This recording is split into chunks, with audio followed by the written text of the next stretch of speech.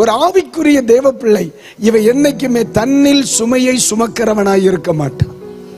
அதனுடைய சிலருடைய ரகசியம் என்ன தெரியுமா? வேலை செய்கிற இடத்துல ஆவக்கண்ட பிரச்சனை இருக்கும், அதெல்லாம் வாங்கி தோல்ல வச்சுக்கிடுவான், அதை வீட்டுக்கு கொண்டு வர மாட்டான். ஒருவேளை வேலை செய்கிற இடத்துல அல்லது வீட்டுல வந்த உடனே, என்னுடைய திருச்சபையில் ஒரு சில சகோதரர்கள் இருக்கிறாங்க, நான் அவங்களை பார்த்திருக்கேன். வேலை சைட்ல இருந்து வரும் பொழுது நேர ஆலயத்துக்கு வந்துட்டு தான் வீட்டுக்கு போவேன்.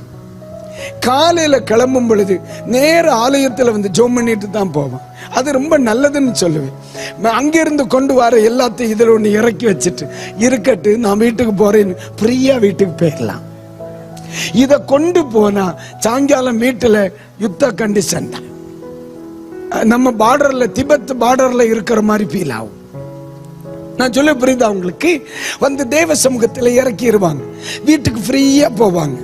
வீட்டில் இருக்கிற வைப்ரேஷனை கொண்டு காலையில் ஆஃபீஸுக்கு போக முடியாது, நேர கொண்டு பலிபீடத்தில் வச்சு, எப்பா பிள்ளை பீஸ் கட்டணும்னா, டூருக்கு போகணும்னா, தோத்தர மனைவிக்கு ஸ்கூட்டி வாங்கணும்னா, தென்னை மரத்துக்கு உரம் போடணும்னா, எல்லாத்தையும் கொண்டு வச்சுட்டு எல்லாம் பார்த்து கிடக்கன்ட்டு அவன் ஆஃபீஸ் போயிட்டான். இங்கே உள்ள வைப்ரேஷன் ஆஃபீஸுக்கு போகாது, ஆஃபீஸில் உள்ள வைப்ரேஷன் எங்கே போகாது?